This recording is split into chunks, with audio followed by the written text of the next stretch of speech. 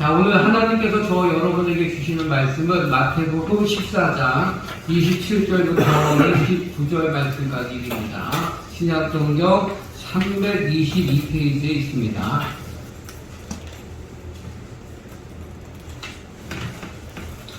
자, 마태복음 14장 27절부터 29절 말씀까지 우리 다 같이 믿음으로 합독합니다. 시작. 예수께서 즉시 이르시되 안심하라 나니 두려워하지 말라. 베드로가 대답하여 이르되 주여 만일 주님이시거든 나를 명하사 무리로 오라 하소서 하니 오라 하시니 베드로가 배에서 내려 물 위로 걸어서 예수께로 가되.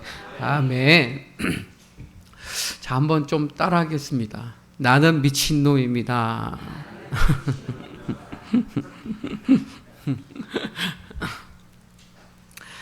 자, 여러분은 무리를 걸어보신 적 있으십니까? 세상 사람들은 부지런히 걷기는 하지만 하나님을 보고 걸어가야 하는데 세상을 보고 걸어갑니다. 세상 사람들은 분주히 어딘가를 향해 가지만 하나님과 함께여야 하는데 늘 세상과 함께 걸어갑니다. 그런 세상 사람들을 보면서 성도는 마땅히 하나님과 함께여야 하는데 믿음이어야 하는데 살다 보니 믿음보다는 내 생각대로 형편대로일 때가 얼마나 많은지 몰라요. 그런 나에게 하나님을 보고 걸어가는 것이 나에게 습관이 될 수 있다면, 하나님과 함께하는 것이 나에게 습관이 될 수 있다면, 믿음으로 사는 것이 나에게 습관이 될 수 있다면, 그렇게 살기 위해 노력하고 또 도전하며 살아간다면 하나님 우리를 가장 좋은 길로, 가장 안전한 길로 인도해 주시리라 믿습니다. 벳세다 오병이어의 기적 이후에 예수님은 제자들을 바다 건너편으로 보내시고 예수님은 기도 동산에 올라가십니다. 예수님 없이 배를 타고 바다를 건너 보았지만 여지없이 풍랑을 만나게 되죠. 여러분, 이걸 통해서 우리가 알 수 있는 것이 무엇입니까? 기도 없이 서두른다고 해서 빠른 것은 아니라는 거예요. 여러분, 이것이 기도해야 할 때 기도해야 하는 이유이기도 합니다. 언제나 우리 예수님은 사역하시기 전에 먼저 기도하셨고 기도의 자리를 찾으셨습니다. 그러기에 하나님께서는 하나님의 놀라운 계획을 이루시기 위해서 우리에게도 쉬지 말고 기도하라고 하십니다. 작년 6월에 성전 부지를 계약하고 성전 건축을 위한 1차 기도회를 명하셨던 하나님께서는 여러분, 우리 모두가 성전을 건축하기 이전에 이미 건축하는 과정만큼 기도를 통해서 성전을 건축하라고 하신 것은 성전 건축을 명하신 그 하나님의 마음을 알고 그분의 뜻을 알기를 원하셨기 때문입니다. 여러분, 성전 건축은 건물을 짓는 게 아닙니다. 내 마음에 보이지 않는 성전을 짓는 것이고 내 삶을 짓는 것이고 앞으로 내가 살아가야 할 미래를 짓는 것입니다. 여러분 모두가 인생의 집을 모래 위에 짓지 말고 반석 위에 지으실 수 있기를 축복합니다. 제자들이 풍랑을 만났습니다. 풍랑 앞에 저들은 감당할 수 있는 풍랑 앞에 제자들이 할 수 있는 것은 아무것도 없었어요. 여러분, 근데 그 배 안에는 베드로도 있었고요, 안드레도 있었고요, 야고보도 있었어요. 저들이 누굽니까? 평생을 바다와 함께 산전수전을 다 겪었던 어부들이에요. 배라면, 바다라면 자신이 있었던 사람들입니다. 그래서 나에게 이 정도의 실력이 있고 이 정도의 능력이 있고 이 정도의 경험이 있기에 기도보다는 내 자신을 믿었던 거죠. 사랑하는 성도 여러분, 이 정도의 실력과 이 정도의 능력과 이 정도의 경험이 있어도 그 마음에서 기도의 절실함을 느끼고 가장 먼저 기도할 수 있다면 여러분 그것은 축복입니다. 기도해야 할 사람이 기도해야 하는 것은 성도가 반드시 넘어야 할 과정입니다. 저들이 믿었던 이 정도의 실력과 능력과 경험이 어느 정도는 도움이 되지만 때로는 감당할 수 없는 풍랑 앞에서는 그거 별거 아니라는 것을 지금 몸으로 배워가는 것이고 우리가 늘 겸손해야 하는 이유이기도 합니다. 사랑하는 성도 여러분, 이 땅을 살아가는 모든 인생들은 언젠가 결국은 하나님이 아니면 안 되는 인생과 환경 앞에 서게 될 것입니다. 400명의 군사를 이끌고 자신을 죽이려 오는 문제로 인해서 야복강 나루에서 비로소 기도의 씨름을 했던 야곱처럼 말입니다. 죄송하지만 인생을 살면서 하나님의 도움 없이 은혜 없이도 삶을 살아낼 수 있는 인생은 여러분 아무도 없습니다. 성경은 가난한 것을 병든 것을 저주라고 하지 않아요. 하나님에게서 멀어진 인생, 하나님의 은혜를 구하지 않는 인생을 저주받은 인생이라고 합니다. 안타깝게도 제자들이 풍랑으로 시달릴 때 제자들의 그 안타까움은 풍랑이 아닙니다. 배 안에 예수님이 계시지 않는다는 것이고 예수님과 멀어져 있다라는 것입니다. 지금 여러분의 삶은 어떠십니까? 여러분의 삶에 주님이 계십니까? 아니면 혹시 주님과 멀어져 있는 것은 아닙니까? 밀려오는 풍랑이 얼마나 두려웠던지 예수님마저도 예수님으로 보지 못하게 합니다. 자, 마태복음 14장 26절 말씀. 자, 믿음으로 합독합니다. 시작. 제자들이 그가 바다 위로 걸어오심을 보고 서하여 소리 지르거늘. 아멘. 예수님을 걸어오시는데 예수님을 알아보지도 못해요. 유령이라고 생각하고 막 놀라는 거예요. 이때 예수님은 이렇게 말씀하세요. 마태복음 14장 27절 말씀. 믿음으로 시작. 예수께서 즉시 이르시되 안심하라 나니 두려워하지 말라. 아멘. 따라하십니다. 안심하라. 두려워하지 말라. 여러분 오늘도 여러분이 주님 안에 얹으신 줄로 믿습니다. 주님의 품 안에 거하신 줄로 믿습니다. 안심하십시오. 두려워하지 마십시오. 이미 풍랑을 정복하신 예수님께서 제자들을 두렵게 떨게 만드는 그 풍랑의 문제를 직접 해결해 주시기 위해서 가까이 오고 계셨던 거예요. 여러분 적어도 예수님에게는 풍랑이 아니었던 거죠. 예수님뿐만 아니라 하나님의 사람 다니엘에게도 사자굴이 아니었습니다. 하나님의 사람 사드락과 메삭과 아벳느고 또한 풀무불이 아니었습니다. 하나님의 사람 바울에게도 감옥이 아니었고 아픔이 아니었고 고난이 아니었고 실패가 아니었습니다. 이 풍랑 위를 물 위를 걸어오시는 그 예수님을 보고 안심하라 나니 두려워하지 말라고 하시는 그 예수님의 말씀을 들은 베드로는 이렇게 외칩니다. 오늘 본문 마태복음 14장 28절 말씀 믿음으로 시작. 베드로가 대답하여 이르되 주여 만일 주님이시거든 나를 명하사 물 위로 오라 하소서 하니. 아멘. 따라하시면 나를 명하사 물 위로 오라 하소서. 자, 여러분 참 놀라운 고백이죠. 예수님의 말씀을 들으니까 베드로에게 그 순간 믿음이 생긴 거예요. 여러분 오늘 말씀을 듣는 모든 성도님들에게 하나님께서 베드로와 같은 믿음 주시기를 축복합니다. 때론 믿음이 없다가도요 풍랑 위를 걸어오시는 물 위를 걸어오시는 그 예수님을 보고 그 예수님의 말씀을 들으니 나는 안 되지만 나는 못하지만 상황은 환경은 불가능하지만 예수님이라면 가능하다는 믿음이 온 거예요. 그래서 나도 물 위를 걷게 해달라고 간구한 거죠. 여러분 믿음은 때로는 내가 아니게 만듭니다. 여러분, 그게 믿음이에요. 나라는 울타리에 갇혀 있으면 내 실력과 내 능력과 내 경험 안에서 생각하기 때문에 그 너머를 보지 못합니다. 여러분은 여러분이 무리를 거릴 수 있다고 생각해 보신 적 있으십니까?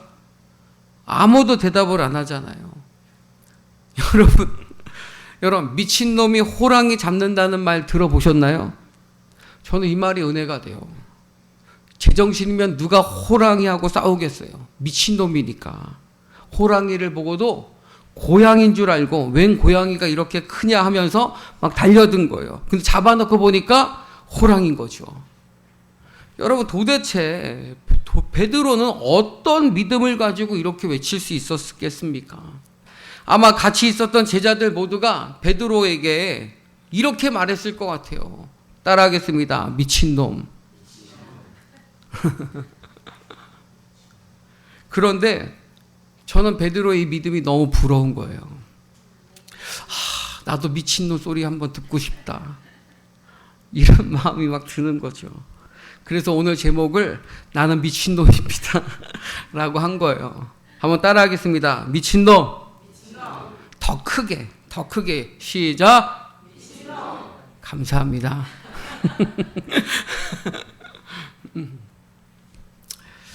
주여, 만일 주님이시거든 나를 명하사 무리로 오라 하소서. 참 너무 귀하죠. 그때 예수님께서 하신 말씀은 이거예요. 오라. 마태복음 14장 29절. 자, 믿음으로 시작. 오라 하시니 베드로가 배에서 내려 무리로 걸어서 예수께로 가되. 아멘. 여러분, 놀라운 사실이죠. 정말 놀라운 사실이죠. 베드로가 무리를 걸었다는 거예요. 아멘. 아멘. 소설이 아니에요. 실제고요. 역사입니다. 한마디로 미친놈이 호랑이 잡은 거예요. 여전히 풍랑이 있었지만, 바람은 세차게 불어왔지만, 감당할 수 없는 풍랑이었지만, 베드로는 그 풍랑 속에서 예수님을 보면서 무리를 걸은 거예요. 자, 그가 1m를 걸었는지 10m를 걸었는지 얼마를 걸었는지 성경에는 없어요. 왜요? 중요하지 않으니까요. 그건 중요하지 않아요. 중요한 건 뭐예요? 그렇죠. 그가 무리를 걸었다는 게 중요한 거예요. 아멘. 아멘. 여러분, 여기 궁금하셔야 돼요. 어떻게 베드로는 무리를 걸을 수 있었고, 어떻게 베드로는 무리를 걸을 수 있다는 믿음을 가질 수 있었을까? 이게 중요하다고요. 자, 누가복음 5장 5절 말씀입니다. 자, 우리 믿음을 합독합니다. 시작. 시몬이 대답하여 이르되 수고하였으되 잡은 것이 없지만은 말씀에 의지하여 내가 그물을 내리리다 하고. 아멘. 예수님께서 밤새도록 그물을 내려도 고기 한 마리 잡지 못한 그 베드로에게, 시몬 베드로에게 밤이 아니고 절대 잡을 수 없는 밝은 아침에 배 오른편에 그물을 내리라고 하신 거예요. 근데 그때 베드로는 그 예수님의 말씀을 듣고 말씀에 의지하여 그물을 내렸다가 만선의 축복을 경험한 믿음이 있었기 때문입니다. 한마디로 베드로가 무리를 걸을 수 있었던 이유는 말씀대로 살아본 경험, 말씀대로 살아본 경험된 믿음이 있었기 때문입니다. 아멘. 자, 그렇다면 우리를 한번 돌아보자고요. 왜 내 삶에 하나님의 축복이 없는가? 왜 내 삶에 하나님의 만지심이 없고, 왜 내 삶이 이렇게 메말라고, 왜 작은 문제조차 이기지 못하는 초라한 인생이 되었는가? 믿음으로 살아. 그 아버지 하나님을 만나야 하는데 자꾸 인간적인 마음과 생각으로 치워버리고 덮어버리고 외면하고 먼저 계산하는 것으로 해결하려고 하기 때문입니다. 그러니까 늘 힘든 거예요. 늘 피곤한 거예요. 늘 예수를 믿어도 감사도 없고 기쁨도 없는 거예요. 여러분, 베드로는 배 오른편에 그물을 내리라 하시고 만선의 축복을 주셨던 예수님이라면 나는 안 되지만, 나는 못하지만, 나는 불가능하지만 예수님이 말씀하시면 된다는 그 말씀의 능력을 믿는 믿음이 있었기 때문인 줄로 믿습니다. 무엇보다도 어부조차도 두려워 아무것도 못하는 현실 앞에서 예수님이 보였고 예수님의 말씀이 들렸다는 것이 중요한 거예요. 여러분, 이것이 하나님의 사람입니다. 오늘 이 시간 여러분의 삶에 불어오는 어떤 바람에도, 어떤 풍랑에도, 어떤 문제, 어떤 고난, 어떤 불가능 앞에서도 하나님의 말씀이 들려지기를 축복합니다. 고린도전서 2장 3절 말씀, 자, 믿음으로 시작. 내가 너희 가운데 거할 때에 힘이 떨어노라. 아멘. 여러분, 사도 바울은요, 막 능력이 나타나고 기적이 일어나도 하나님의 느낌이 없다면 두려워하고 힘이 떨었다고 고백을 해요. 내 삶에 아무런 문제가 없고 평안하다 해도 내 안에 하나님의 말씀이 없고 하나님이 나와 함께 하신다는 그 느낌이 없고 감동이 없다면, 내 안에 계신 성령 하나님이 느껴지지 않는다면, 적어도 하나님의 사람이라면, 적어도 구원받은 성도로서 내 안에 성령 하나님이 계시다는 것을 믿는다면 그분이 느껴지지 않는 그것으로 두려워하고 힘이 떠는 그러한 영성이 우리에게도 있기를 축복합니다. 사랑하는 성도 여러분, 신앙생활은 가능한 일만 하는 것이 아닙니다. 할만하기 때문에 하는 건 더더욱 아닙니다.